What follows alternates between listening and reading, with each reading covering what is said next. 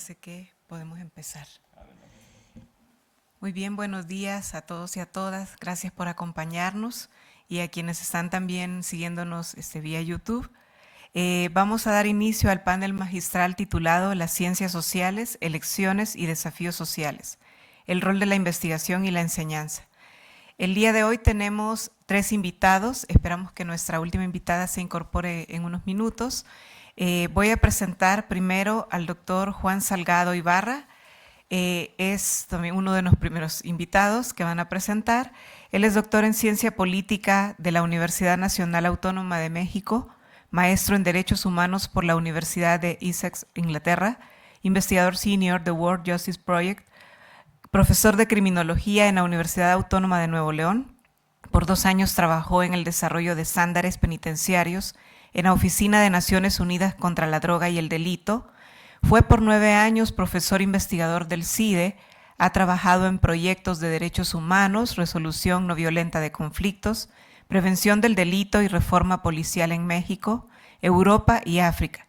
Ha realizado viajes de estudio a instituciones policiales, instituciones académicas y organizaciones civiles con casos exitosos de seguridad pública y derechos humanos en distintas partes del mundo.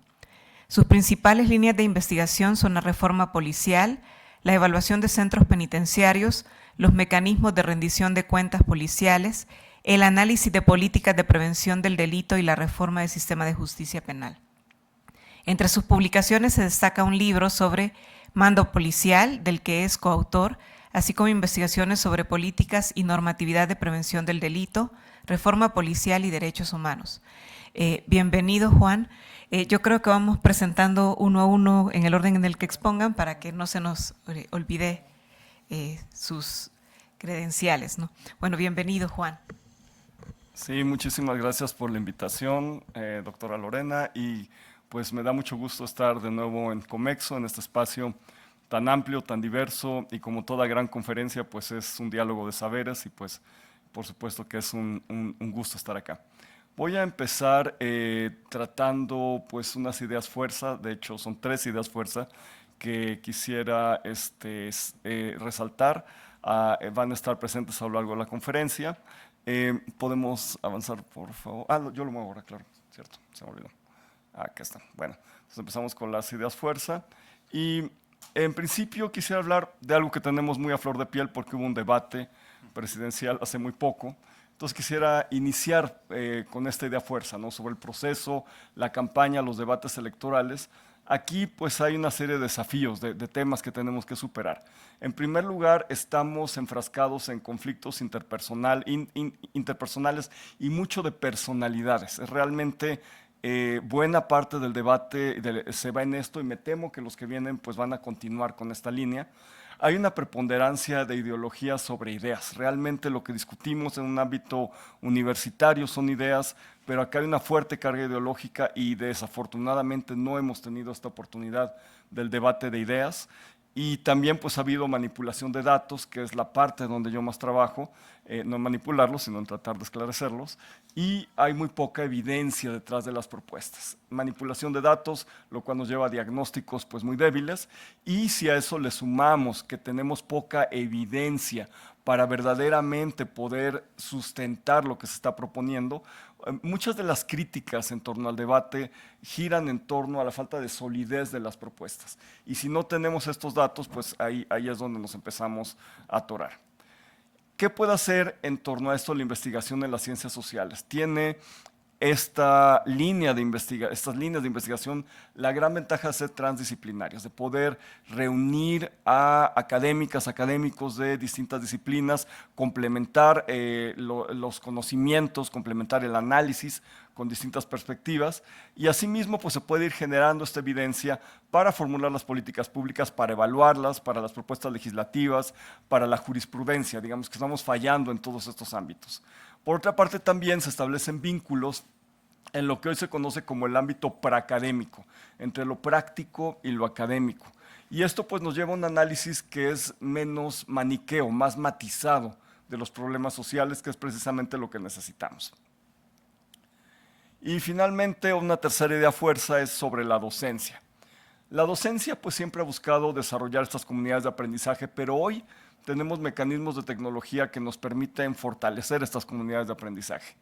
Realmente es impresionante lo que desde un grupo de WhatsApp o desde cualquier posibilidad de interacción se puede lograr para continuar con el proceso de aprendizaje que ya va mucho más allá del aula, de un semestre, y que puede continuar con vínculos que se fortalecen entre alumnas y alumnos, entre profesores y el alumnado, y creo que eso es muy positivo. Es algo, digamos, de las ventajas que nos trae esta comunicación.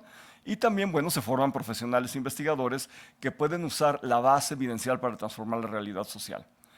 Finalmente, algo que me interesa mucho y que hice mucho en el tiempo que estuve en la División de Estudios Jurídicos del CIDE es la enseñanza clínica, la enseñanza basada en casos y en buena medida otro tipo de clínica que es la clínica de interés jurídico que la llevan las y los alumnos del CIDE y que, bueno, a partir del trabajo que hacen pro bono, pues llevan casos gratuitos para distintas personas, son casos de litigio estratégico que tienen interés público, entonces pues se involucran desde que son estudiantes en la resolución de estos casos tan complejos y creo que es algo también muy positivo, no solo por la incidencia social, sino por la manera en la que se involucran con todos estos casos. A continuación voy a hablar un poco de política criminal y datos oficiales. Creo que en buena medida la debilidad de las propuestas, porque no es solo una propuesta la que es débil, creo que las tres propuestas de nuestras y nuestro candidato presidencial son realmente endebles, y es que nos hemos concentrado fuertemente en este punto negro pequeño que son los delitos. El delito es la tipificación jurídica de un acto antisocial. Y no nos hemos concentrado en este gran espacio que son los actos antisociales. Teníamos una gran promesa en esta administración de trabajar con juventudes, de fortalecer el financiamiento a programas sociales con juventudes y las becas, y desafortunadamente pues hemos visto que hay evidencia que nos muestra que no ha habido los avances que se esperaban. También es importante considerar que para la política criminal no basta solo con tener en cuenta los problemas de delincuencia per se de los jóvenes, sino el entorno en el cual están delinquiendo, que es algo también en lo que fallan pues, los tres candidatos principales. Hay patrones de violencia rural y urbana, generalmente pensamos en la violencia urbana, pero tenemos muy ignorada la violencia rural. Hace poco, hablando con personas de Chihuahua, realmente es escalofriante, y ya no se diga Tamaulipas, la Huasteca, Michoacán, todos estos lugares rurales donde se está generando toda esta violencia, la crisis del fentanilo, todos los estupefacientes relacionados con metanfetaminas, tienen un componente rural muy importante porque ahí hay muchos laboratorios donde se procesan estas drogas. Entonces, si no atendemos este equilibrio urbano-rural en términos de violencia, pues estamos ignorando una buena parte y no veo una propuesta que vaya por ahí.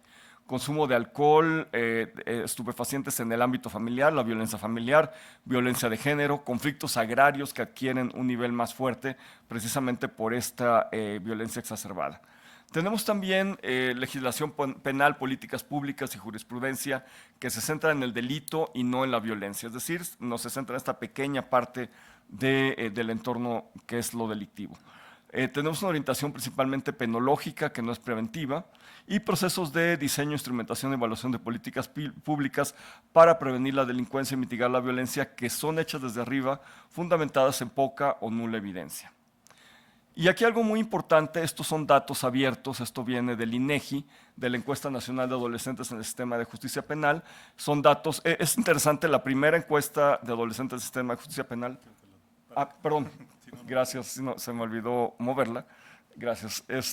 Se levantó en 2017, como ustedes podrán ver, y la segunda en el 2022. Entonces, da cuenta de este cambio en torno a la participación de jóvenes en conflicto con la ley en estos 5 años de administración presidencial. Y vemos que antes había en sanción de internamiento un 17% de los jóvenes y aumentó a 30.2%. Significa que estamos encarcelando mucho más a los jóvenes y que eso pues significa que estamos siendo mucho más punitivos con la población juvenil. El dato más alarmante, porque un punto central de los debates entre propuestas de seguridad es pues dar abrazos a los jóvenes o no dar abrazos a los jóvenes, y precisamente esta política a lo largo de estos 5 años que documenta interesantemente la encuesta, vemos que hubo una disminución en general en robos, Pero si nos vamos a los tipos de robos, aumentó a más del doble, casi el triple, el robo en transeúnte en vía pública, robo de vehículo, que son dos robos muy relacionados con la delincuencia organizada. Y vemos que transitaron las conductas delictivas de jóvenes hacia violación sexual, que aumentó al doble, homicidio, que aumentó también al doble, portación ilegal de armas, comercio ilegal de drogas, lesiones, delitos muy serios, delitos muy graves que están cometiendo los jóvenes tras 5 años de subsidio a la juventud. Entonces, realmente ahí es cuando están los datos. No es dato que tengamos que escarbar mucho, los produce el INEGI, son públicos, ahí están. No hay que ni siquiera los microdatos del INEGI. Simplemente son los tabulados más sencillos del INEGI que nos muestran que los jóvenes son mucho más violentos 5 años después de recibir subsidios que en 2017. Entonces, aquí debemos tener mucha atención porque podríamos informar mejor nuestras discusiones políticas y los debates presidenciales con datos muy simples que están ahí a la mano en el INEGI. Ahora voy a hablar un poco de los datos que produce World Justice Project, del índice del Estado de Derecho Global que produce la organización en la que trabajo.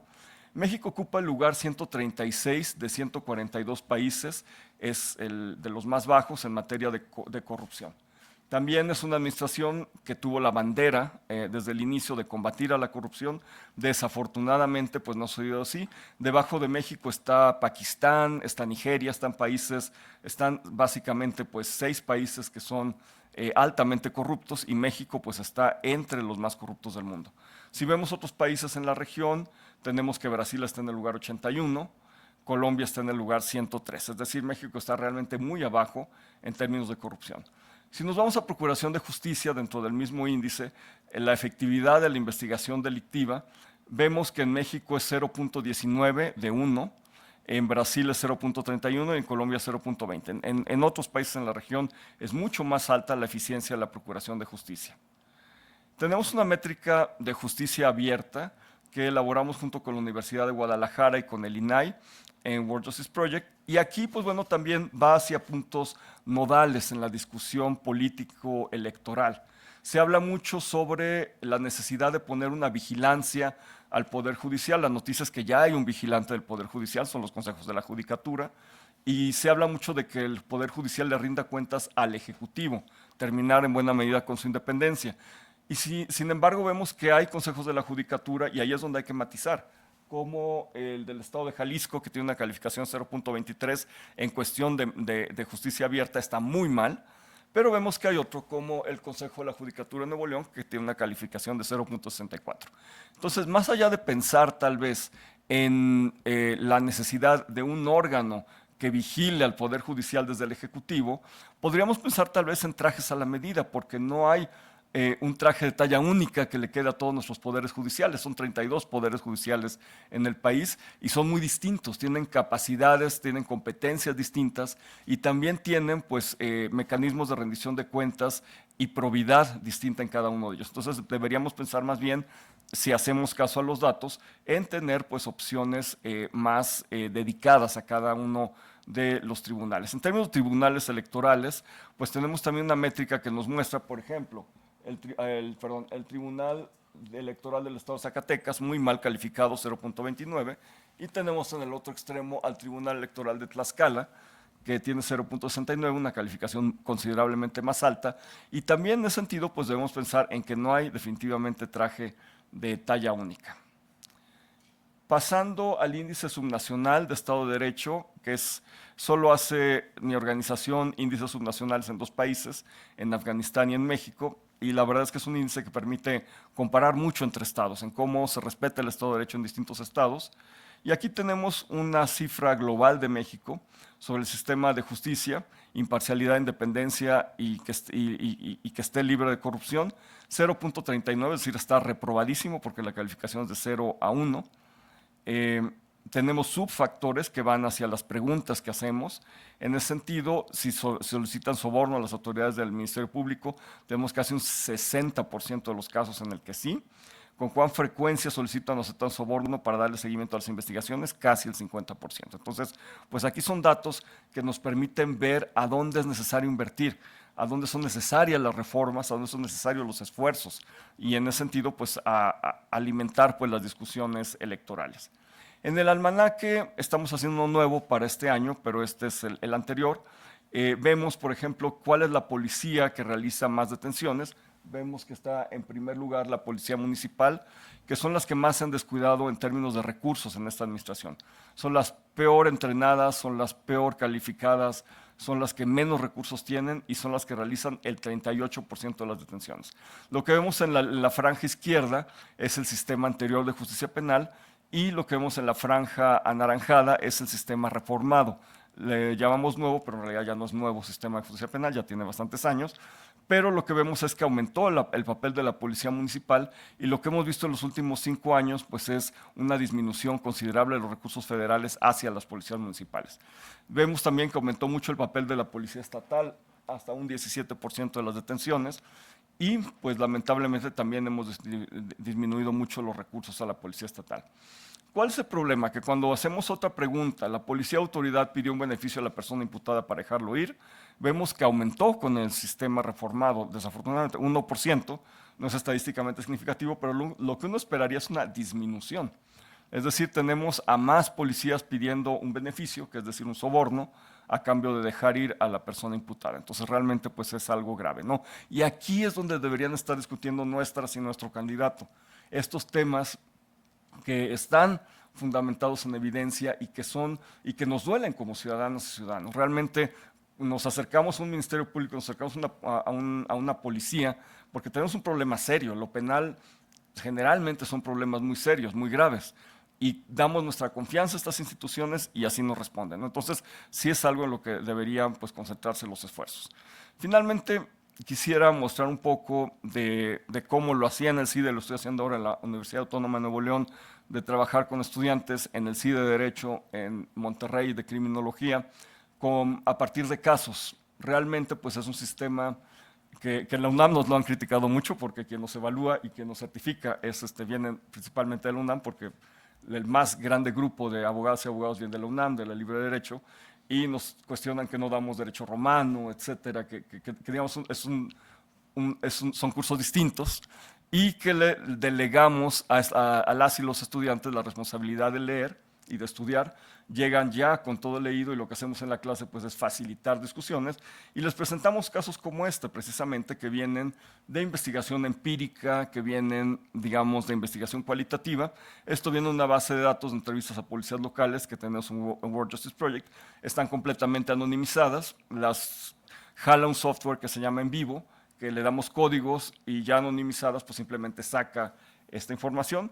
Aquí nos explica un policía lo que llama la táctica, que ponen un letrero de alguien que están persiguiendo en la patrulla, detienen a una persona y a las 2 o 3 cuadras la dejan ir y con el letrero que tienen en su patrulla se cubren mientras le piden dinero para dejarla ir, ¿no? Entonces, pues, esto es algo que lo llevo a la clase y en la clase pues, podemos tener una discusión a partir de las lecturas que hicieron las y los estudiantes y podemos tener un proceso, pues, bastante reflexivo en el cual pues, yo desempeño un papel, digamos, de facilitador y las y los estudiantes se encargan de aplicar los conocimientos. Para cerrar, nada más otro ejemplo, también de clase, que les piden a los policías 8 detenciones por quincena, y pues aquí lo que vemos es que pues esto fomenta las detenciones ilegales, las arbitrariedades y violaciones a los derechos humanos. Entonces, también a partir de esto, pues se fomenta que los estudiantes discutan. Es un método cuestionado, evidentemente, pero es algo que ha funcionado. Y a nivel anecdótico, me encontré hace 2 semanas a un grupo de estudiantes que estuvieron conmigo hace como 10 años en un restaurante al que fui. Me llamaron con mucho gusto y me presumieron que abrieron una ONG que tiene recursos internacionales y que están haciendo litigio estratégico, que están llevando casos gratuitos de personas que necesitan acceso a la justicia, que están llevando casos muy progresistas y la verdad pues me sentí muy inspirado. Es un asunto pequeñísimo, obviamente, comparado con el tamaño de los problemas nacionales, pero sí es, digamos, algo que nutre mucho de vuelta como contribución en términos de docencia. Pues muchísimas gracias. Muchísimas gracias al doctor Juan Salgado. Para quienes apenas nos están acompañando, queremos comentarles que en este panel estamos platicando con nuestros panelistas magistrales sobre cómo la investigación y la enseñanza en ciencias sociales están desempeñando un papel esencial en la comprensión y el abordaje de problemas sociales, sobre todo en un entorno de contexto electoral, ¿no? Entonces, voy a presentar ahorita a nuestro siguiente ponente, al doctor Miguel Armando López Leiva, y voy a leer brevemente su semblanza. Probablemente voy a tener que omitir algunas cuestiones porque es un poco extensa, pero el doctor Miguel Armando es doctor en Ciencias Sociales con especialización en Ciencia Política por la Facultad Latinoamericana de Ciencias Sociales, sede México, Flaxo, México. Es investigador titular de tiempo completo definitivo del Instituto de Investigaciones Sociales de la UNAM. Es co-coordinador del Seminario Académico Institucional Perspectiva Democrática en el Instituto de Investigaciones Sociales de la UNAM, co-coordinador del Seminario Académico Institucional Movimiento e Instituciones, MOVIN, en el Instituto de Investigaciones Sociales. Y voy a leer algunas de sus publicaciones más recientes. Además, él recientemente era el director del Instituto de Investigaciones Sociales, actualmente es el coordinador de Humanidades. Y entre sus publicaciones más recientes tenemos la co-coordinación de la obra Democracia en tiempos difíciles, México, Coordinación de Humanidades, autor de El origen del Partido de la Revolución en México, 1929, una lectura desde las contribuciones de Furtac Garrido y Layuz. Voy a tratar de saltarme algunas. Es autor de La democracia a 30 años de la caída del muro, de las expectativas globales de las amenazas internas, de la Revista Mexicana de Ciencias Políticas y Sociales. Es co-coordinador de las izquierdas mexicanas hoy, las vertientes de las izquierdas, con el CEICH UNAM y el Instituto de Investigaciones Sociales. Y bueno, no terminaría hoy de presentar a nuestro ponente, pero le quiero dar la bienvenida y muchas gracias por estar con nosotros. Adelante. Sí, ¿se escucha? Sí, ya. Bueno, pues muy buenos días a todas y todos quienes nos acompañan el día de hoy, tanto presencialmente como virtualmente, y desde luego hago un saludo al futuro a quienes nos van a ver seguramente y lo van a reproducir esta mesa magistral. Un agradecimiento especial a la doctora Umaña por haberme invitado a esta mesa, muchas gracias, y desde luego a Juan Salgado Ibarra por compartir la mesa, que debo de decir, y entro en materia, que me representó, ¿qué les puedo decir?, un reto particular, porque creo que implicaba hacer un ejercicio de reflexión sobre lo que hacemos, o al menos creo que lo asumí así, sobre lo que hacemos en relación con tres grandes bloques temáticos, sobre los desafíos sociales, sobre las elecciones y sobre la democracia. Y aunque sobre los desafíos sociales no soy particularmente conocedor, creo que lo pude abordar o lo estoy intentando abordar desde la perspectiva de lo que implica o lo que es la democracia y el contexto electoral en el que estamos ahora. Desde luego no me voy a meter en materia, porque si no sería motivo de otra mesa hablar sobre el proceso electoral, pero sí sobre qué implicaciones tiene en este proceso electoral pensar y hablar sobre democracia, y sobre eso voy a platicar lo más breve que pueda. Voy a hacer quizás es lo que me lleve más tiempo, pero para mí es importante para referirme a la reflexión a la que he aludido. Voy a hacer una primera intervención en donde planteé las ideas de las que parto, que son fruto de, bueno, obviamente de lecturas, pero también de algunas de las cosas que he escrito en los últimos años, y posteriormente me trataré de centrar en cómo podemos pensar para la docencia y para la investigación este marco general que les voy a tratar de platicar. Déjenme ver cómo está esto. Ah, ya lo vi. Ahí está. Bueno, parto del desafío más importante, creo yo, de los últimos tiempos para la democracia, que creo, y en eso me he invertido algo de mi tiempo, de mis tiempos libres en los últimos 6 años y medio, más o menos, que está anclada en el sostenimiento de la democracia, dicho de otra manera, en cómo sobrevive, si perdura, ya no necesariamente en aquello que a principios del siglo nos preocupaba, que era la consolidación democrática. Lo anterior en razón de los procesos de erosión democrática en marcha, que le podemos llamar erosión, regresión, deslizamiento inverso, declive democrático, según la perspectiva que cada quien use, y que se aprecia en los informes más relevantes de la materia. El día de ayer el profesor Alcántara, Manuel Alcántara, hacía una conferencia magistral donde justamente nos remitía a pensar lo que ha ocurrido en los últimos 30 años y la situación de declive que se refleja en esos índices en el 2022 y en el 2023. Lo interesante de esto es que dábamos por hecho la democracia, la dábamos ya por sentada, pero muchas experiencias recientes lo que nos han reflejado es que hasta en los países con mayor tradición democrática están sujetos a riesgos en sus derechos y sus libertades. Y el ejemplo que suelo poner yo, muy recurrentemente, por cierto, con mis alumnos, y también para evitar el conflicto que es a veces referirse a América Latina y al país propio, son los Estados Unidos.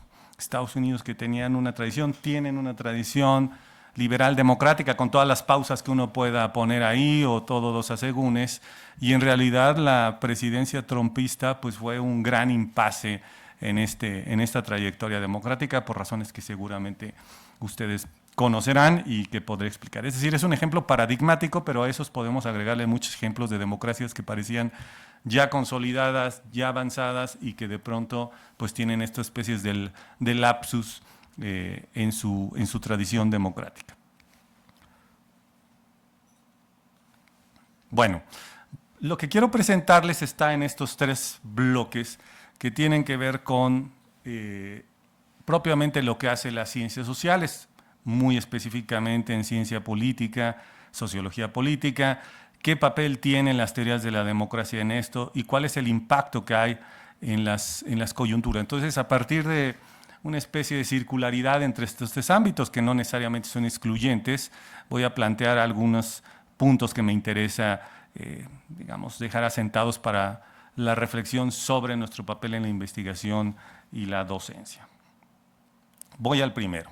Bueno, la investigación en ciencias sociales y muy particularmente en ciencia política, y decía yo en sociología política, aunque eso abarca muchas otras disciplinas, ha tenido como propósito aportar elementos para comprender, grosso modo, porque en esto hay muchas derivaciones, distintos procesos que conducen del autoritarismo a la democracia. A eso se dedicó, ahorita lo vamos a platicar brevemente, la literatura a finales del siglo pasado, pero también de la democracia al autoritarismo. Justo en relación con lo que planteaba hace un momento, el problema fundamental es que habíamos dado ya por asentada la democracia, que se nos olvidó que las democracias podían tener riesgos y que los riesgos, como ha ocurrido en estos procesos de erosión democrática, no son factores externos, ni siquiera son actores externos propiamente al ámbito de la política, sino que están incluidos dentro del proceso de la propia política institucional. Entonces, los procesos de ida y venida, en grosso modo, son democracia, autoritarismo, autoritarismo, democracia, y creo que en la última época hemos estado en el tema de los declives democráticos. La literatura, entonces, ha aportado, no sin controversias, una cantidad importante de conceptos que han servido para tratar de comprender esos procesos, y ahí hay algunos ejemplos. Desde el más amplio, que en realidad explica, grosso modo también, todos los procesos que hay hacia la democracia, y no solo hacia la democracia, sino dentro de la democracia, que se les llaman procesos de democratización, a otros tienen menos alcance y que definen características específicas, como la transición, que fue la moda a finales de los años 90, consolidación, que creo que nunca llegó a tener un efecto que se cimentara estrechamente en la literatura, calidad de la democracia, que fue como el tema de los primeros 10 años, 15 años de la literatura en ciencia política sobre esto, hasta que por ahí del 2015 el Journal of Democracy empezó a hablar, 2015 estamos hablando, 9 años y probablemente desde antes, empezó a hablar de los procesos de regresión democrática, y ahí empezamos entonces a mirar hacia la regresión, hacia la autocratización y al otro tema que está en boga. Luego no me gusta decir que están en moda o en boga porque parece que uno los descalifica, pero un poco lo que uno quiere decir es que estamos como volcados hacia esos conceptos o hacia esos términos, si es que todavía no son de naturaleza conceptual, que es el de la resiliencia democrática, que tiene en realidad una historia no tan larga como democracia, desde luego, como autocracias, autoritarismo, pero cuando menos el primer texto que uno puede detectar en que se empezó a hablar de resiliencia es de 1999. No es que haya tenido un desarrollo teórico muy amplio, pero ya se advertía a finales del siglo pasado qué implicaba eso para la supervivencia de la democracia. Todos estos términos, conceptos, como los queramos plantear, ayer también en el comentario que hacía Fernanda Somoano, decía pues, que es un concepto que está adquiriendo peso, pero que en realidad todavía falta discutir.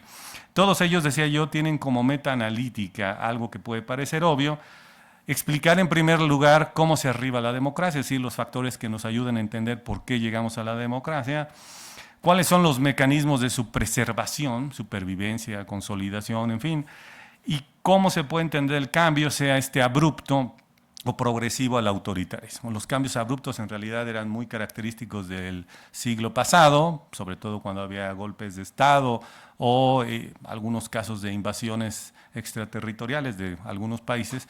Y en realidad lo que ahora tenemos en las primeras décadas de este siglo no son cambios abruptos, sino cambios progresivos. Y por eso está tan presente en la literatura la noción de la erosión democrática. Bueno, esto en relación, grosso modo, sobre las ciencias sociales y algunas de sus ramas. Ahora, ¿qué es lo que asumimos? Y aquí es donde viene, creo que, parte importante de lo que me interesa señalar. ¿Qué es lo que viene en las teorías de la democracia? Las teorías de la democracia tienen, como creo que muchas teorías, tienen una parte propiamente normativa que cruza los conceptos y las discusiones que le son afines. Y principalmente el aspecto normativo más duro de las teorías de la democracia, Sartori, por ejemplo, Dahl, los más característicos, pero de ahí podemos venirnos a más recientes, es la aceptación de la democracia como la mejor forma de gobierno. O la menos peor, si lo queremos ver en una perspectiva más bien churchilliana, tal como la planteó hace muchos años. Esa famosa frase, que Churchill le encantaba hacer frases, invertía mucho tiempo haciendo frases, y la verdad es que tiene frases muy interesantes. Por esa hora, ante el riesgo de la autocratización, surge el ímpetu por defender la democracia y sus valores definitorios. Se transforma propiamente en una causa que se transfiere a la esfera de las motivaciones y a los objetos de investigación. Y eso voy a decir algo sobre qué implica eso. Dicho de otra manera, importa pensar en cómo deslindamos la frágil línea divisoria entre la investigación de esos procesos de la posición que tenemos entre ellos. Y creo que eso ha sido un tema en los momentos de autocratización donde ha costado trabajo y nos hemos visto involucrados más allá de nuestro objeto de estudio, y hacerlo en los espacios de la vida pública que cada uno de ellos representa. Por un lado, la academia, donde estamos ahora aquí, discutiendo, platicando, comentando, y si ustedes quieren, los espacios de la vida pública que están relacionados con la política institucional. Con esto lo que quiero decir es que el núcleo normativo de la democracia, cuando se vuelve en objeto de defensa, nos hace mover el foco de atención de la academia hacia la vida pública y el ámbito de la vida pública institucional. No estoy juzgando que sea negativo, lo que estoy diciendo es que hay que saber deslindar ambos ámbitos para saber de qué estamos hablando. Y el tercer punto, y déjenme ver si lo estoy poniendo bien, que es el tercero, sí, es el de digamos, el impacto que hay en las coyunturas. Y en ese marco, para tratar de atar el tema de la democracia con las elecciones y un poco más adelante con los desafíos, las elecciones siguen siendo un elemento fundamental de legitimación, incluso, y nunca lo han dejado de ser, o casi nunca lo han dejado de ser, para gobiernos o para regímenes autócratas. Hay que diferenciar entre regímenes y gobiernos, pero eso es asunto que no voy a platicar aquí. Parece paradójico, lo ha sido todo el tiempo que ha ocurrido así, que los gobernantes de última hora que llegan al poder por vías democráticas merman desde el propio régimen, a eso me refería que estos procesos de erosión son diferentes con las caídas abruptas, merman desde el propio régimen los cimientos institucionales que les permiten llegar al poder. Eso es lo que hace diferentes esas experiencias de las anteriores, a las que ya me refería, y que, bueno, el libro clásico que seguramente ustedes conocerán es el de Linz. En realidad eran 4 tomos, después hicieron un tomo sobre las caídas de la democracia, ahora se le llama de otra manera por esta razón, por este factor esencial.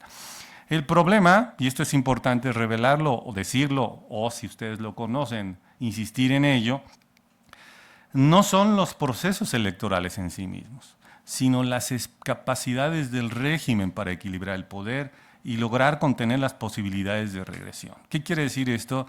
Que los procesos de autocratización ocurren en regímenes con elecciones. y muchas veces ocurren en regímenes con elecciones con las características que la democracia ha planteado, competitivas, limpias, libres. Sin embargo, lo que se nos suele olvidar después, y creo que en alguna medida pasó en países como el nuestro y en otros tanto, es que al proceso electoral, al proceso de elegir gobernantes, le sigue, o mejor dicho, le debe seguir el proceso de ejercicio del poder y de fiscalización del poder. Un poder electo no es suficiente si no es un poder fiscalizado, vigilado y suficientemente, digamos, con suficientes miradas encima de él para saber qué está haciendo y qué no está haciendo. Y para eso hay muchas estructuras y muchos elementos como el de la transparencia, por ejemplo, y el concepto de rendición de cuentas, que es muy útil para estos efectos. Entonces, esta paradoja, aparente paradoja de elecciones en autocracias, no lo es tanto si dejamos de mirar solamente la elección y volteamos a ver el ejercicio del gobierno, que es ahí donde se construye en gran medida las pretensiones autocráticas. No olvidemos, por ejemplo, el caso del PRI, para no meterme ahora con casos recientes, para evitar problemas. Pues el PRI en realidad fue un régimen desde el 29 que se creó el partido como Partido Nacional Revolucionario hasta el 2097, cuando perdió la mayoría en el Congreso, pues fue un partido que nunca negó las elecciones.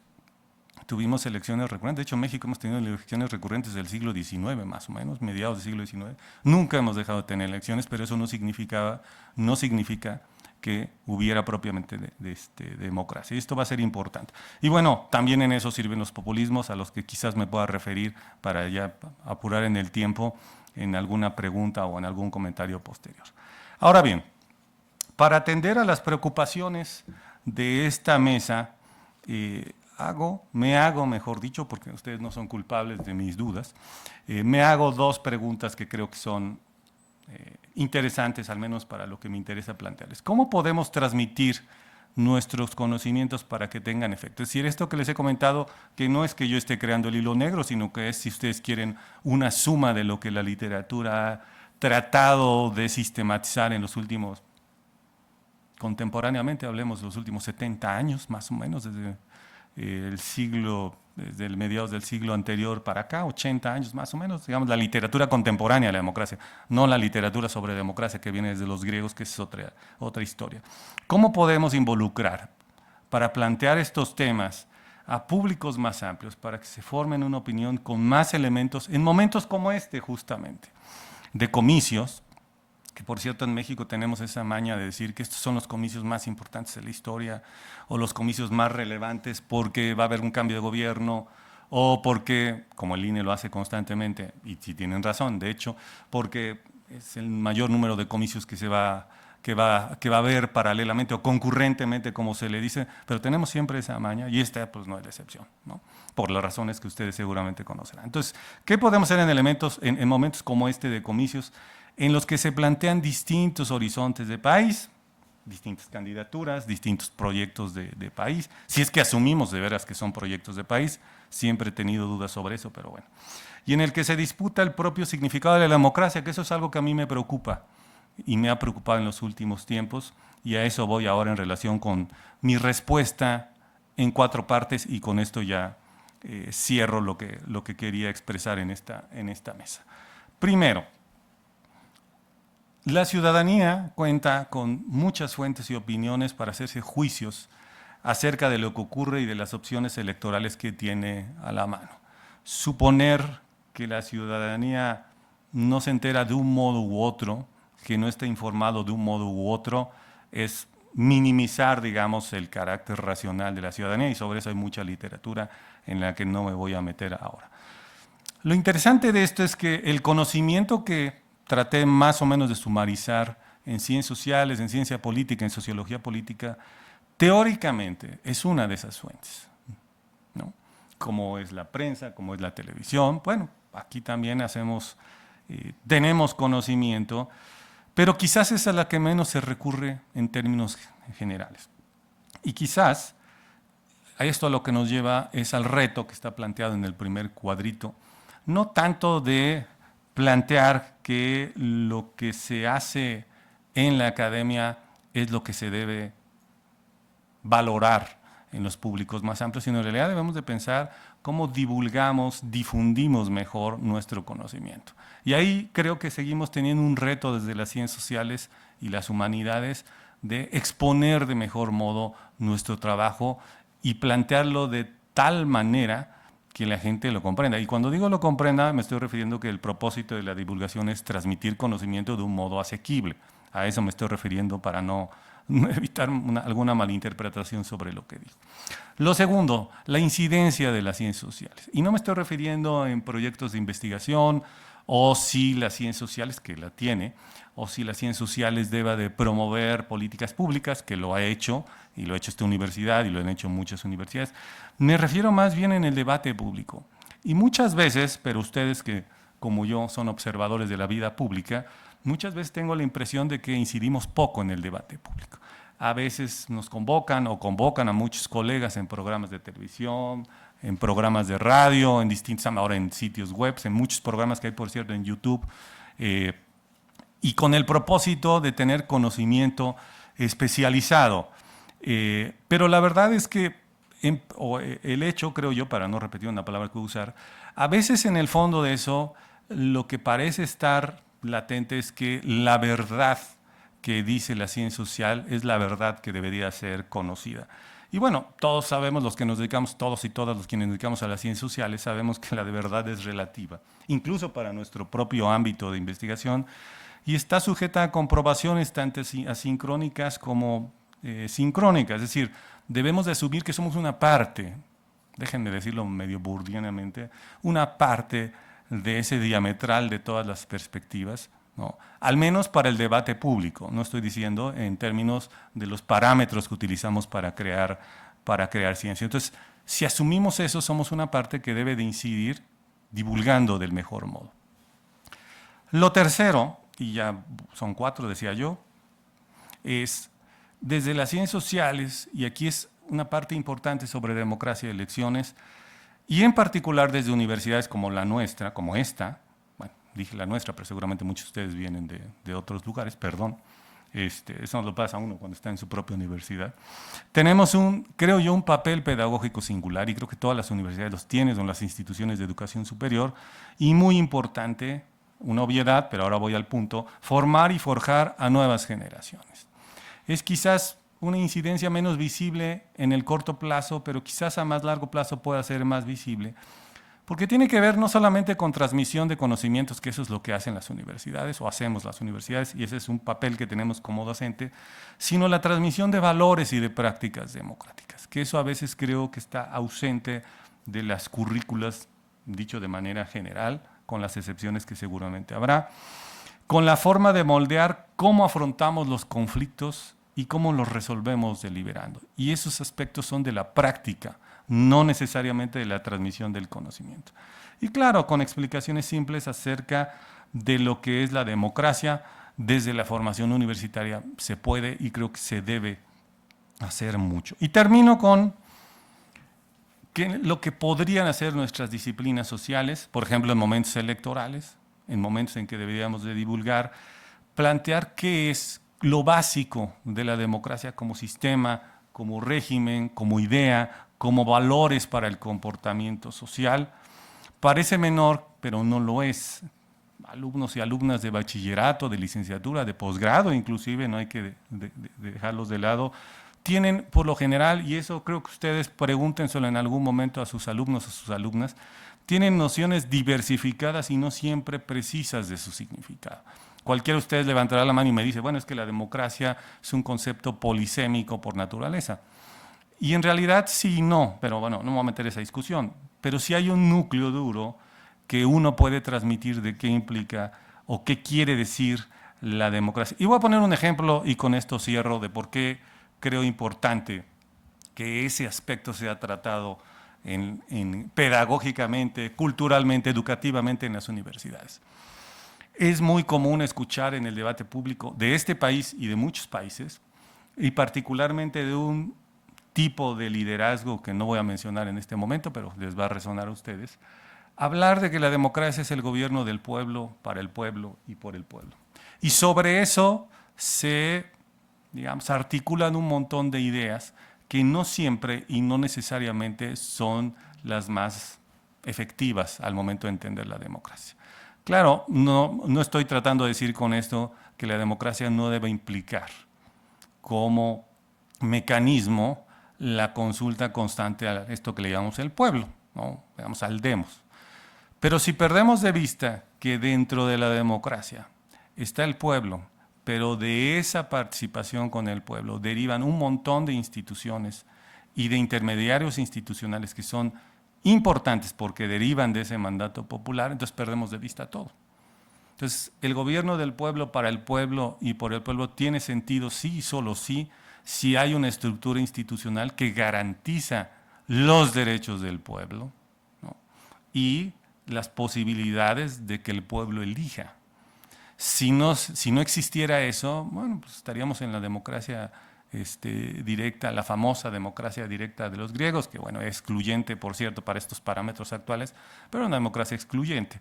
Pero no se podría hacer, no se podrían tomar y tener efectividad muchas de las decisiones de política pública que se toman. Entonces, esa es una idea importante. La naturaleza conceptual de la democracia por el pueblo, para el pueblo y por el pueblo debe persistir, pero la debemos traducir. Y su traducción implica, quizás nos pueda gustar, quizás no nos pueda gustar, mecanismos institucionales para garantizar que la gente decida y vea expresadas sus preferencias en el ámbito de la política institucional. Muchas gracias.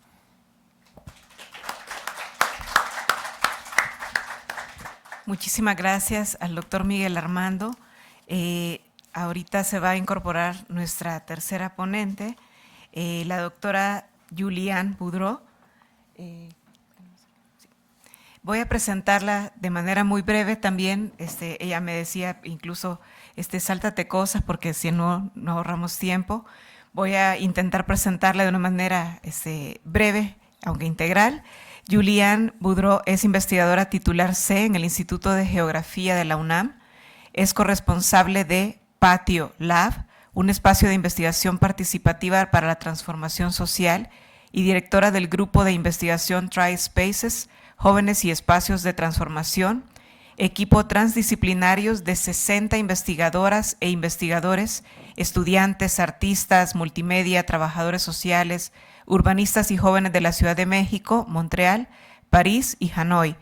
TriSpaces reúne a 12 universidades de 4 países, además de varias organizaciones públicas, privadas, asociativas, trabajando juntas en entender los efectos de las prácticas transgresoras de la juventud sobre la gobernanza urbana. Desde 2023 en CIFAR, son siglas, Fellow del programa de investigación Humanities Urban Future, fue galardonada del reconocimiento Sor Juana Inés de la Cruz en 2023. Es doctor en estudios urbanos de la School of Public Policy and Social Research de la Universidad de California, de UCLA. Fue titular de la Cátedra de Investigación de Canadá en Urbanidad, Inseguridad y Acción Política de 2005 a 2015 y dirigió el Laboratorio Multimedia Ciudad y Espacios Políticos en el Instituto Nacional de la Investigación Científica de Montreal, en Canadá. No le sigo porque sería una lista interminable. Tiene más de 45 artículos de revistas indexadas, libros de autoría y en coautoría y coordinados. Entonces, bueno, bienvenida, Juliane. Tienes la palabra. Muchas gracias y bueno, una disculpa por el retraso, tuve un gran problema en el camino. Y bueno, gracias también por la invitación. Me alegra mucho estar en esta mesa hoy, justo porque pues en junio es la primera vez que voy a votar en México, entonces creo que es una buena manera de celebrarlo. Bueno, yo les voy a hablar, creo que de cosas que resonan un poco con lo que ha dicho el doctor López al final de su ponencia. Voy a hablar de este proyecto que pues estamos cerrando ahora, que se llama TriSpaces, lo mencionó Lorena en la introducción. Que es una experiencia, digamos, de investigación participativa que hemos hecho en 4 países, pero me voy a focalizar más en lo que hemos hecho aquí en Ciudad de México. Ay, bueno, no sé qué pasó aquí. Perdón, TriSpaces es un equipo multidisciplinario que implica trabajar con jóvenes, juventudes en las 4 ciudades, pero también con tomadores de decisiones, funcionarios que elaboran políticas públicas y artistas multimedia en las 4 ciudades. Y pues por la naturaleza también del proyecto estamos trabajando en 4 idiomas, pero lo que me importa más aquí es que estamos trabajando, haciendo investigación con múltiples lenguajes que incluyen, por supuesto, el lenguaje académico, pero también un montón de otros lenguajes que tienen que ver con artes y que tienen que ver con ficción y novelas y procesos, digamos, pedagógicos o lúdicos de participación ciudadana en las ciudades. Nuestro objetivo en TriSpaces es comprender mejor los efectos de las prácticas juveniles transgresoras en la gobernanza urbana. Y aquí, ¿cómo lo hacemos? ¿No? Porque estamos hablando de un proyecto con 60 investigadores y eso es sin contar todas las y los estudiantes y jóvenes que trabajan con nosotros. Y estos jóvenes pues son co-investigadores del proyecto, no solamente son los objetos de estudio, digamos. Entonces, hacemos esto a través de estudios de caso. En la Ciudad de México tenemos 5 estudios de caso con estos jóvenes y de manera participativa. ¿Qué hacemos? Pues estudiamos los regímenes normativos específicos a cada espacio público en donde vamos a trabajar. Estos espacios públicos pueden ser urbanos, físicos o digitales, y cuestionamos, digamos, la relación entre estos jóvenes que despliegan prácticas que, digamos, provocan o no son aceptadas, normalmente son transgresoras, ¿no?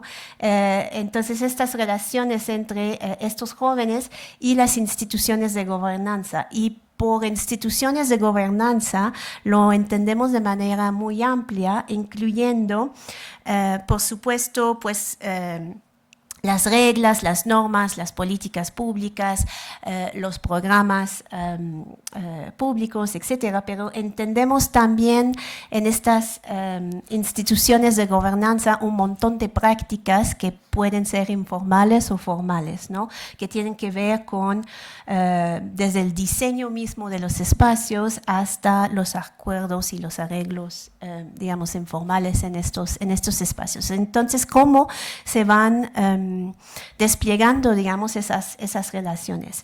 Y bueno, la premisa inicial de este proyecto es que al implicar a las y los jóvenes en esta investigación, pretendemos intervenir, incidir socialmente, directamente en estos espacios para coanalizar estas juventudes como vectores de cambio social, como actores urbanos y como formuladores de políticas públicas, ellos y ellas también. Más concretamente, en Ciudad de México, aquí pongo 4 de los 5 estudios de caso que hemos hecho. Hemos hecho trabajo en el Tianguis Cultural del Chopo, hemos hecho trabajo con usuarios y usuarias de marihuana en el Tianguis del Salado, en el oriente de la ciudad. Hemos trabajado con trabajadores sexuales masculinos en la zona rosa y también con Alejandra Leal y Verónica Crosa hemos trabajado la cuestión de la resistencia a la formalización del transporte concesionado en Ciudad de México. Entonces ven que son estudios de caso bastante diversos que a primera vista no tienen mucho que ver con elecciones y democracia, pero voy a llegar a este punto al final del tiempo aquí. ¿Cómo funcionamos? Funcionamos como nos gusta llamarlo un laboratorio vivo. Los laboratorios vivos son dinámicas grupales a través de los cuales el conocimiento es coproducido entre pues todas las personas que participan. Y por laboratorios vivos lo que hemos hecho dentro de TriSpace son como de dos naturaleza. Uno es entre nosotros, es decir, todos los miembros de TriSpace, investigadores, estudiantes, jóvenes, artistas, funcionarios, políticos, y bueno, responsables de organizaciones comunitarias o civiles, y también talleres que hemos hecho solamente con las y los jóvenes de estos diversos estudios de caso. Estos laboratorios vivos son distintos de lo que en ciencias sociales llamamos mucho grupos focales, en el sentido de que consisten en una dinámica mediante la cual las juventudes son tanto productores de datos e ideas como sujetos de investigación. Eso decía, son co-investigadores de lo que estamos haciendo. Eso implica no solamente participar en el taller, pero también sistematizar, analizar y divulgar estos resultados. No hay una distinción en estas metodologías entre sujetos de investigación y investigadores, y ambos producimos y analizamos estos datos. Bueno, ¿cuáles fueron, digamos, los efectos de esta metodología? No voy a ir en detalles en toda la investigación que hemos hecho porque sería demasiado largo, pero digamos que cada año lo que hemos hecho es justamente hablar con todas las personas involucradas en esta aventura colectiva que es TriSpaces, para entender un poco cómo viven esa experiencia participativa en la investigación. Y ¿qué pasó aquí? Bueno, y lo que quiero resaltar es más bien lo que hay al final aquí de esa gráfica, que son las respuestas, digamos, en 2023 que de lo que nos dijeron que ellos y ellas, los efectos de esta participación en su vida. Entonces, lo que vemos es que, es que no puedo leer esto desde aquí. Es que la participación en el proyecto de investigación participativa ha influido mucho en la misión de su organización, si es que son socios comunitarios, por ejemplo, que lo que es muy, muy importante es el desarrollo de relaciones interpersonales con personas con las cuales normalmente no hubieran tenido chance, digamos, de interactuar, que sean políticos o académicas. También dicen que pues, la producción misma de los conocimientos sobre participación ciudadana, jóvenes y gobernanza urbana, pues es algo que valoran muchísimo, que vemos aquí el último pico, ¿no? Entonces, ¿está bloqueado? Yeah. Por ejemplo, ¿no? uno de los testimonios, la oportunidad que hemos tenido de interactuar con organizaciones jóvenes y investigadores de las 4 ciudades ha sido invaluable para nuestro desarrollo personal y organizacional. Voy a desplegar un poco esto. Este es uno de los productos de divulgación que hemos hecho, que se llama el Atlas Transgresión, está en línea, en donde hemos analizado justamente los efectos transformativos de la investigación participativa con pues, los miembros, digamos, de TriSpaces. Lo que quiero resaltar aquí, no voy a presentar todo el trabajo del Atlas, si lo quieren ver es atlastransgresión.org. Pues lo que quiero resaltar es que hemos analizado estos efectos transformativos de la investigación a distintas escalas temporales y espaciales, pero también distintos tipos de transformación.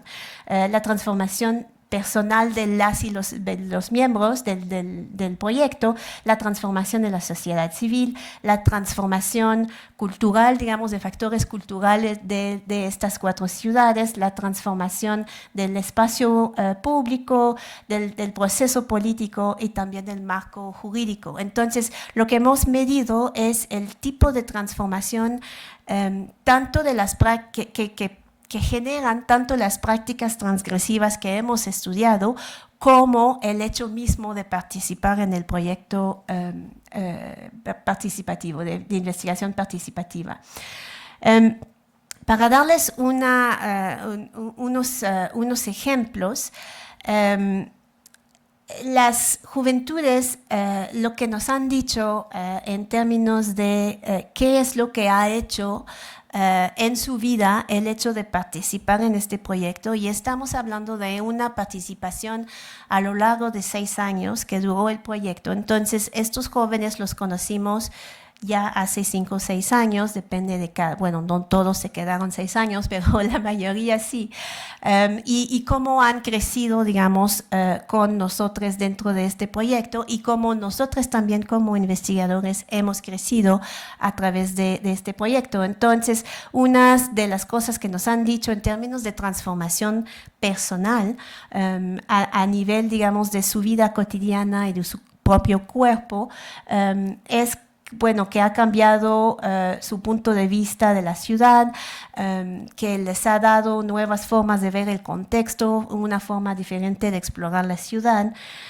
que han descubierto nuevos lugares que no sabían que existían en las propias ciudades en las que viven, que han reconocido que es importante que hay y que hay espacios públicos que son vitales para la experiencia social, y es ahí donde quiero agarrarlo con democracia en un momentito, que han aprendido a trabajar con otros que no se reconocen, y creo que aquí habla un poco de lo que estaba diciendo el doctor López, ¿no? Sobre la responsabilidad que tenemos en la universidad de fomentar ese aprendizaje de las prácticas democráticas en toda la diversidad de lo que implican, ¿no?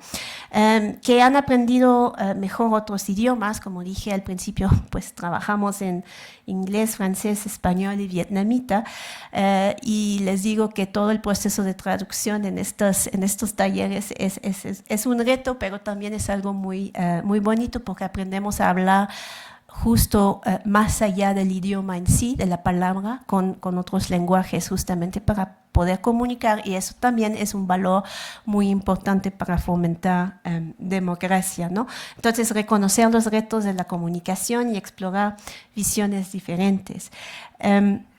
Three Spaces ha abierto nuevos capítulos en la vida, ha abierto la puerta a empezar a relacionarse, a una vida social, a conocer mejor la ciudad. Y insisto, digamos, estamos aquí hablando de testimonios de jóvenes que pues no votan. Son jóvenes que son extremadamente estigmatizados, marginalizados, y que no son los que van a ir a votar en junio, ¿no?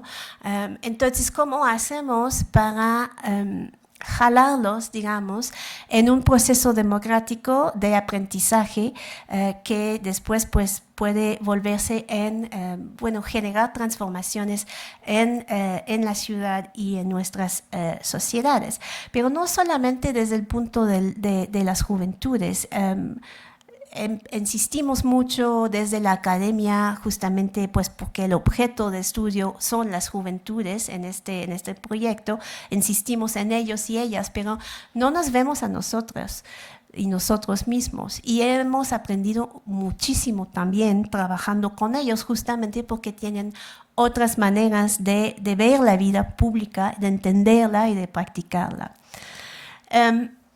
También moviendo un poco de las escalas desde la transformación personal de las y los participantes en el proyecto hacia las escalas, digamos, más sociales, políticas, culturales, ¿cuál tipo de transformación ese tipo de investigación participativa pueden generar?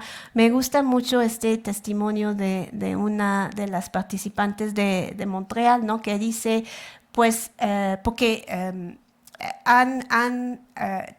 desde los productos de los resultados de la investigación hemos trabajado también con una organización civil que se llama Culturans, y ellos y ellas han fomentado todo un proceso de prototipaje, digamos, de una intervención concreta en las 4 ciudades, en las 3 ciudades, Hanoi no estaba, a partir de los resultados de la investigación.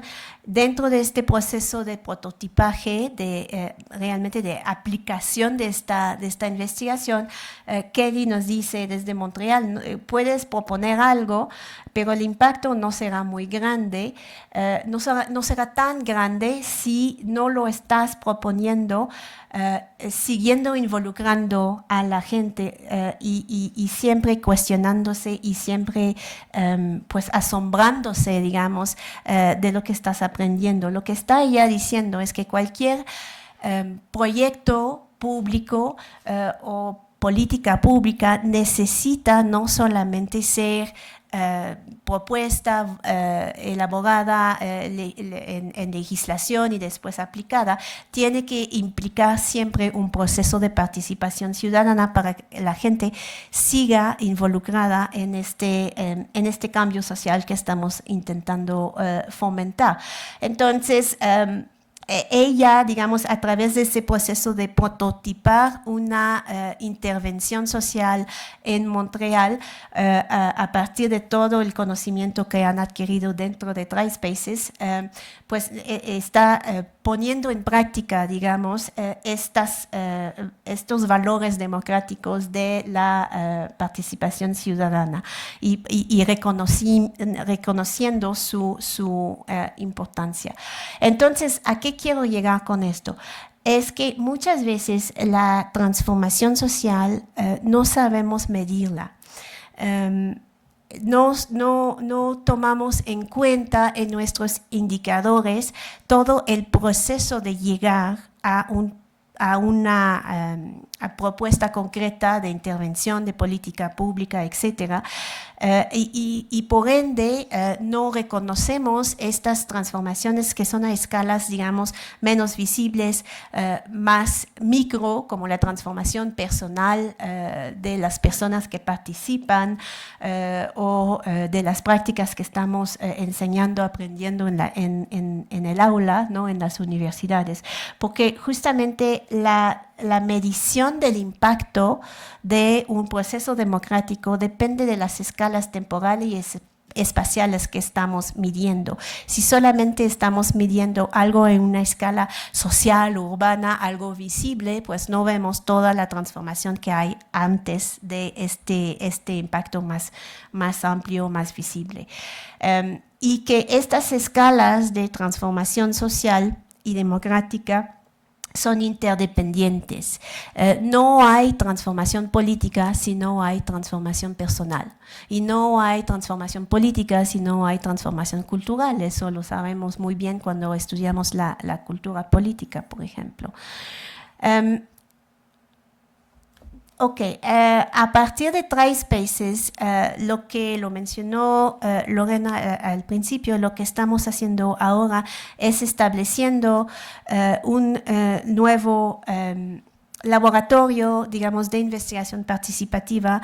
Aquí en la UNAM me queda solo un minuto, veo aquí, entonces voy a pasar muy rápido, pero lo que quiero decir aquí es que este proceso, digamos, es algo que empieza directamente con la sociedad civil en estos espacios de coproducción de conocimientos, y que la incidencia social de esta investigación participativa se hace sentir en muchos ámbitos, y eso implica también, por supuesto, la docencia y la enseñanza en la universidad. Entonces, para cerrar, se me hace que las ciencias sociales son sumamente importantes para fomentar la participación de las juventudes en el proceso político, pero por supuesto con algunas condiciones. Y creo que la primera condición para poder incidir en la participación ciudadana, política y eventualmente electoral de estas juventudes muy marginalizadas y muy estigmatizadas es empezar a enseñar fuera del aula universitario, es empezar a enseñar en lo que en PatioLab llamamos laboratorios callejeros o laboratorios vivos, como he descrito para TriSpaces. Esa idea de que pues estudiantes, docentes y las juventudes que no vienen a la universidad pueden estar en contacto constante y sostenido a través del tiempo, porque así se aprende justamente a negociar y a crear propuestas de transformación social. Romper entonces las barreras entre la universidad y la calle y pensar la incidencia social de manera distinta, explorando otros tipos de evidencias que no son cifras o estadísticas de impacto y de cambio, pero también los indicadores más vivenciales y experienciales de practicar la democracia. Voy a cerrar aquí. Muchas gracias.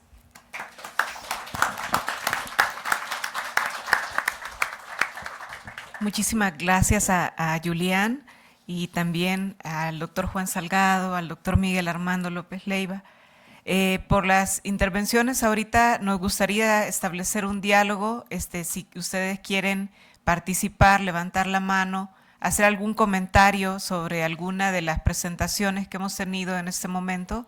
Adelante, tienen la palabra.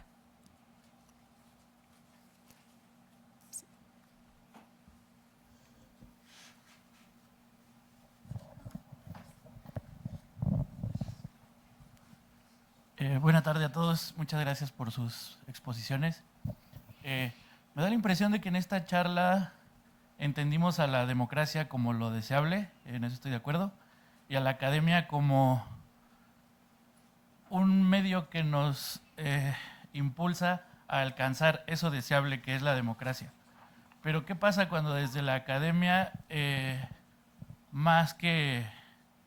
existen personajes que más que usar a la ciencia, en este caso la ciencia social, para acercarnos a la verdad, usan a la ciencia para adaptarse a las ideologías de estos personajes y que terminan desde la academia promoviendo en las nuevas generaciones el culto a la personalidad o la autocracia o la defensa de estas ideologías que probadamente a lo largo de la historia han fracasado y han sido perjudiciales para la humanidad. ¿Qué pasa cuando la academia en vez de ser héroe se convierte en villano? No sé si hay alguna otra pregunta o vamos respondiendo una a una y en eso damos espacio para que alguien más se anime. No sé quién de nuestros ponentes quisiera responder.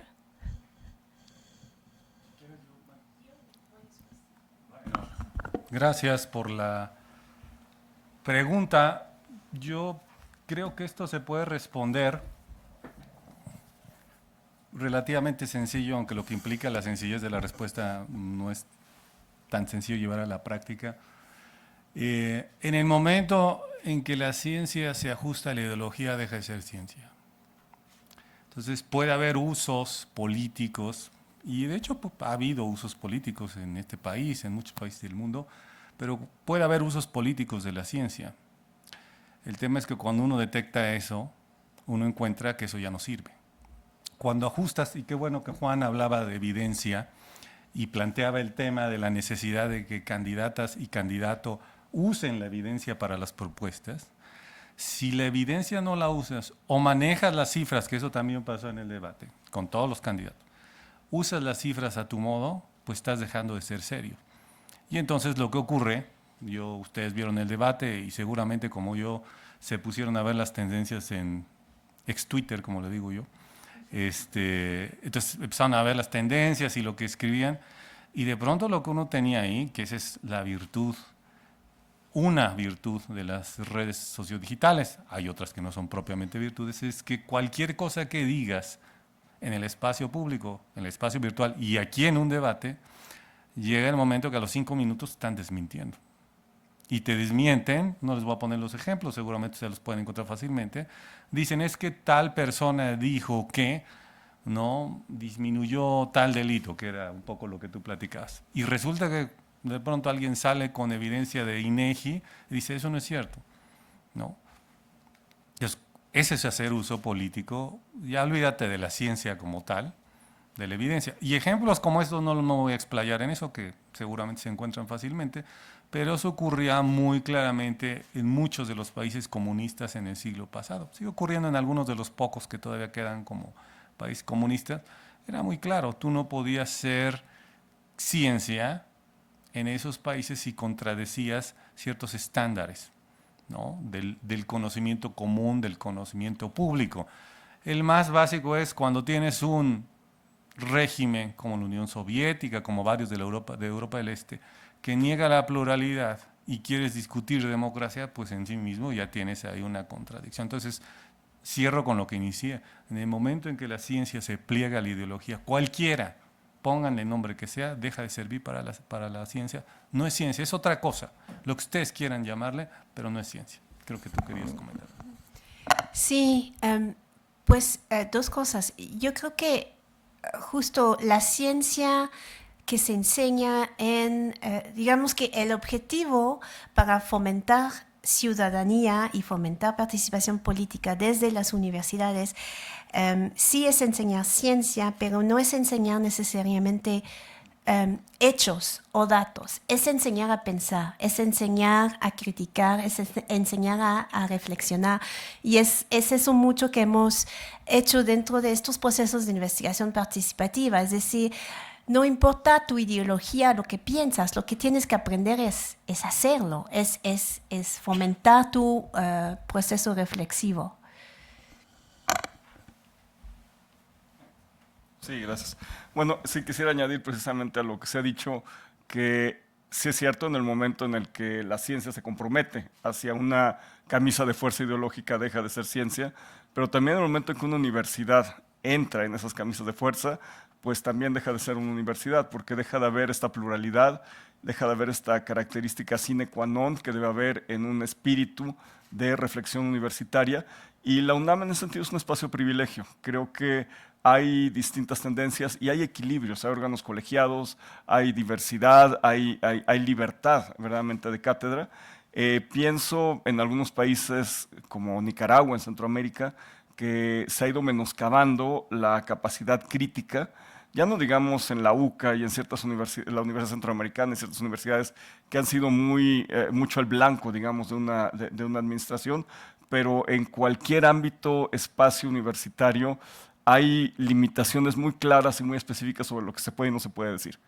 Y en ese sentido, pues se acaba cualquier posibilidad real, objetiva, de tener debates serios, informados, basados en evidencia, porque todo tiene que responder a una lógica centralista y una lógica que ya tiene un discurso armado, y realmente pues eso acaba con cualquier espíritu universitario. Hay universidades en México que así son, hay que decirlo, son pequeñas, por ahí andan, que tienen líneas ideológicas muy específicas y que, digamos, no sé, he llegado al extremo de ver enfermeras egresadas de esas universidades que no pueden ver un hombre desnudo, que es un sinsentido, y que no pueden ejercer la práctica porque no pueden ver un hombre desnudo. A ese extremo podemos llegar con la ideología y precisamente con el choque que puede tener con la ciencia. ¿Alguna otra pregunta o intervención? Yo tengo una acá que quisiera recuperar de la presentación de Miguel, del doctor Miguel Armando, que me pareció muy acertada, pero además muy retadora, porque decía, ¿cómo podemos transmitir nuestros conocimientos para que tengan efectos, ¿no? Entonces, yo les regreso a la pregunta a los ponentes. Es una pregunta bien complicada, pero que vale la pena entrarle en el debate, ¿no? ¿Cómo podemos transmitir nuestros conocimientos? Yo creo que la primera cosa para transmitir nuestros conocimientos es ir a la calle, es salir de aquí, es muy bonito hacer un documental o una plataforma web, pero digamos que sea con público más amplio, pero la mejor manera de compartir conocimiento es en relaciones interpersonales, es salir y hablar a la gente y hablar en idiomas y lenguajes pues distintos, ¿no? A lo que haríamos quizá en el aula o por escrito en un artículo científico. Pero relaciones interpersonales, yo creo que es esto, y eso implica pues salir de nuestros círculos de clase o nuestros círculos culturales y pues ir a ver qué pasa fuera y lejos de aquí. Sí, bueno, yo iba a responder que Julián tenía la respuesta en su presentación, que además es un buen ejemplo, creo yo, de los que seguramente muchos que habrá, pero es un buen ejemplo como lo expuso, y lo expuso bien, de qué efectos puede tener, que ese para mí es la preocupación, ¿no? Una cosa es lo que uno puede hacer y otra cosa es que eso tenga un efecto, ¿no? Lo que nos muestra Julián es que se hacen cosas y tienen cierto efecto, quizás parcializado porque implica digamos, ampliar la escala, pero se puede ver que sí hay manera de medir efectos, que ese es un tema. Y seguramente, Juan, eso de medir efectos debe ser clave para su trabajo en el World Justice Project. Pero yo a lo que quiero remitirme es al tema, que lo dijo también Julián, sobre las aulas. Es decir, hay que salir de las aulas, lo cual me parece perfecto. Pero yo diría, el trabajo en las aulas también es muy importante. Y creo que debemos como universitarios, como universidad, sobre todo en bachillerato y en licenciatura, y lo digo porque ahí es donde está como un potencial para crear muchas cosas y para transformar prácticas. Yo creo que como docentes ahí tenemos una gran responsabilidad. El docente, sea investigador, sea profesor de asignatura, quien sea, tiene una gran responsabilidad en la manera como imparte clase. Y creo que es un tema delicado y complicado, no quiero meter demasiado ruido en eso, pero en la manera como damos clase, no solamente que era lo que a mí me preocupaba, cómo le decimos a los alumnos y a las alumnas que es democracia, bueno, yo me puedo aventar mi rollo y ahí se puede quedar, ¿no? Pero en la manera como damos clase, en el ejemplo que podemos dar impartiendo clase, puede haber una gran enseñanza y un gran aprendizaje para los chicos y las chicas. Solemos decir que los alumnos, yo lo digo con mi grupo y con el colega con el que doy clase, que aprendemos mucho. Por ejemplo, yo doy en posgrado. Y es cierto, porque lo que pasa en posgrado, y seguramente Julián me dará la razón, lo que pasa en posgrado es que el estudiantado termina sabiendo más de lo que tú puedes saber porque se especializa en un tema. Y siempre se los decimos, nosotros somos una guía, una orientación, ustedes quieren por edad, bueno, no estoy tan grande, pero ya tengo mis añitos en esto, por experiencia, por un poco de trayectoria, pero eso no nos hace la figura paterna que deba decirles qué hacer o qué no hacer, nos hace alguien que puede orientar. Y yo creo que el papel de orientador puede mandar un mensaje muy importante, ¿no? Digo, en primaria y secundaria quizás sea otro tema y no me siento capacitado para explicar qué puede pasar ahí, pero sí en bachillerato y en licenciatura creo que podemos modificar nuestro modo de impartir clase y hacer copartícipe, un poco en lo que tú dices, pero en otro nivel, hacer copartícipe de la construcción del conocimiento a los chicos y a las chicas. Y creo que ese puede ser un aprendizaje democrático muy importante. ¿El profesor tiene la última palabra? No. El profesor tiene una palabra muy importante por trayectoria y experiencia, pero no es la última palabra.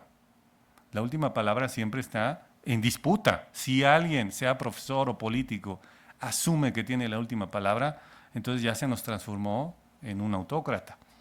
Y yo creo que nadie en esta universidad, ni ninguna universidad, puede decir que tiene la última palabra. Gracias. Sí, a mí me gustaría pues, reflexionar un poco sobre dos experiencias que he tenido. Fui por muchos años profesor en la licenciatura en Derecho en el CIDE y ahí pues teníamos un marcaje muy fuerte sobre las y los alumnos. Llegamos a tener una generación de 5 alumnos, entonces siempre éramos muchos más profesores que alumnos, es un poco una fórmula al revés. Conocíamos sus vidas, conocíamos sus problemas y sabíamos sus inquietudes. Había una clínica de interés jurídico donde podían llevar casos para ayudar gratuitamente a la ciudadanía, lo cual los ponía en contacto con la realidad y con los problemas jurídicos, con problemas de litigio estratégico, con problemas de acceso a la justicia, que realmente les hacía reflexionar qué papel iban a tener como abogadas y abogados cuando salían a la calle. Entonces, eso versus donde estoy ahora, que es la Universidad Autónoma de Nuevo León, donde pues son números más grandes, ha sido una experiencia muy distinta para mí, con todo y que es posgrado son grupos más grandes. Yo nunca había enfrentado a un grupo de 18 alumnos, la verdad es que fue fue en ese sentido un tanto desafiante, pero digamos, traté de llevar lo más posible la perspectiva clínica con grupos más amplios, pero lo que hicimos fue tener una salida con grupos de criminología a centros penitenciarios una vez al semestre. Y esto, la verdad es que fue bien interesante porque desde las perspectivas de cada quien, porque precisamente estamos hablando con personas que ya son profesionales y con personas que tienen experiencia en el terreno, y digamos, de ahí enfrentar la experiencia penitenciaria es algo bien interesante y cada quien pudo aportar también en un proceso de co-creación precisamente y en el cual uno es facilitador simplemente a partir de la experiencia de cada quien, cómo vio la realidad penitenciaria. Y creo que eso ayuda mucho y creo que se puede aplicar a casi cualquier clase, tratar de hacer más aplicada no solo la investigación, sino la docencia. Es decir, tratar de llevar un poco hacia el entorno de la realidad. Sé que en algunas disciplinas como las humanidades puede ser mucho más difícil, pero de todas formas siempre hay una conexión que permite dar un poco de tierra, digamos, a lo que se ve en el salón de clase y poder en ese sentido contextualizar y ayudar a dar más significado social a la enseñanza. No sé si hay algún comentario, pregunta. Sí, adelante.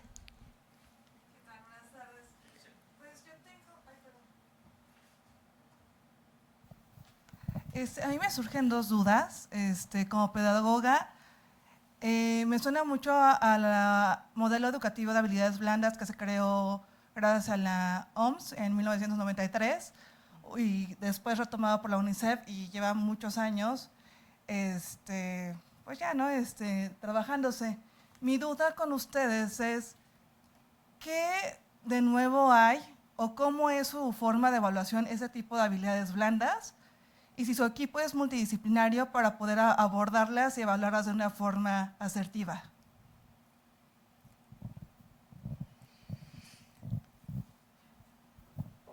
No sé. Pues es que son dos cosas. Dentro de digamos, la docencia en sí, no tengo un equipo, digamos, que lo va midiendo. Es más bien como dentro de la investigación, ¿no?, que hemos hecho, que incluye las y los estudiantes, ¿no? Digamos, son como dos cosas separadas, aunque sí son unidas. No es fácil. La cuestión de la medición de esas habilidades blandas o estas... pues sí, estos conocimientos que se producen a través de la práctica en sí, es muy difícil medirlo porque no es tangible, no es visible y no se puede medir con cifras. Entonces, pues se podría, pero digamos que lo vacía de todo su sentido si lo transformas en una cifra. Entonces es muy difícil. Es algo que dentro de Patio Lab, que estamos empezando ahora en la UNAM, queremos explorar esa cuestión de mediciones alternativas de los efectos, pues en este caso de la investigación participativa, pero podría ampliarse a otros ámbitos que tienen que ver justamente con la medición de la adquisición de habilidades blandas dentro de la enseñanza también, porque es una cuestión de repensar, es un problema epistemológico muy importante, cómo producimos evidencia y mediciones que no pasa por cifras, pero que tampoco sean solamente testimonios aislados, porque eso no es fácil manejarlo después para transformarlos en políticas públicas. Entonces implica realmente un trabajo epistemológico muy importante de explorar maneras alternativas de medir para producir evidencia. Bueno, yo en realidad no sé si pueda contestar a una pregunta, digamos, tal como la pregunta usted. Si acaso lo que podría decir es que uno aprende, porque uno siempre aprende a impartir clases de un modo. Entonces, no, pensando en lo que dice Julián, no es que uno tenga la capacidad para detectar habilidades blandas. En alguna medida, como investigador, porque también, digamos, hay distintas figuras en esta universidad y seguramente muchas universidades. Hay universidades que son profesores investigadores. Aquí las tenemos divididas en profesores investigadores, pero de cualquier modo damos clase. La manera en que damos clase como investigadores es que nos anclamos en nuestras líneas de investigación en general. Entonces, no propiamente tenemos una formación pedagógica como la que sugiere usted, pero vamos adquiriendo experiencias sobre el trabajo de investigación. Entonces es un poco distinto. Quizás habría que pensar, no lo sé, no me quiero meter tampoco en Honduras, habrá que pensar en cómo podemos hacer para adquirir esa capacidad, ¿no?, de lo que usted está preguntando. En realidad, en buena medida, parte de nuestro trabajo de investigación y sobre todo que es fundamental, y eso lo hacemos, creo que, no sé, Julián creo que me dará la razón en esto, lo que es fundamental es cómo vamos agregando a grupos de investigación a partir de los grupos de docencia para que hagan la doble faena, ¿no?, para que trabajen en grupos de docencia, pero además para que se involucren en la investigación.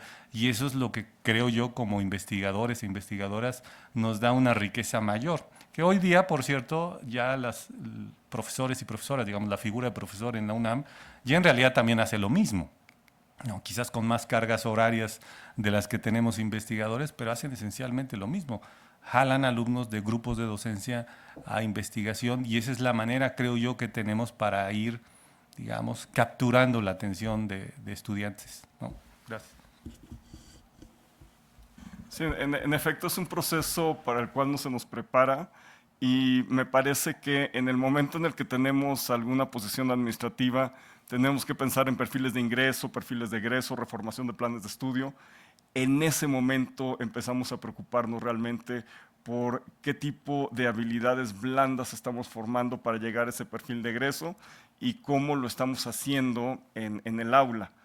Obviamente en los procesos de investigación es distinto fuera del aula, pero creo yo que, por lo menos en mi caso, yo lo aprendí cuando ya estuve en grupos colegiados, en los cuales teníamos que reformar planes de investigación y hacernos preguntas muy serias y muy concisas sobre qué perfil de egreso queremos. Y a partir de eso, de esa estrella del norte que tenemos que seguir, tener como esta intencionalidad en las clases, pero fue un proceso, digamos, al revés, es decir, no empecé pensando de abajo hacia arriba en cómo articular mis clases para el desarrollo de estas habilidades blandas, sino más bien fue de arriba hacia abajo, ya que estuve en el proceso de planeación, y creo que sería importante socializar lo que sucede en estas comisiones de estudio, los objetivos y la intencionalidad de tener perfiles de ingreso y de egreso y de, digamos, de tener planes de estudio estructurados de cierta forma, para que pudiera haber pues más diálogo, más retroalimentación de la comunidad de profesores y profesores que seguramente tienen vasta experiencia en cómo hacerlo y también para que fuera más legítimo, es decir, para que todo el mundo pueda sentirse a gusto desarrollando ese tipo de habilidades y que tengamos pues, un proceso como más amplio y participativo. Creo que es hasta el momento en que llegamos ahí que pensamos en ello, tal vez lo hacemos de manera automática antes de eso, pero sí sería importante abrir esto y tener discusiones. Obviamente está el tema administrativo de que genera más carga de trabajo, es más tiempo que hay que dedicarle, pero sí es muy importante hacerlo. Y desafortunadamente, pues no todas y todos tenemos esa formación didáctica de base que nos permite pensarlo de manera proactiva. Ya es en el momento en el que tenemos que hacer los planes de estudio. Bueno, desafortunadamente ya todo lo bueno se acaba, así que ya se nos terminó el tiempo y nada más queremos agradecerles a todas y a todos ustedes por estar con nosotros acá dialogando y por supuesto a nuestros tres ponentes, a Julián, a Miguel, a Juan por haber aceptado esta invitación a estar en este panel magistral. Muchísimas gracias.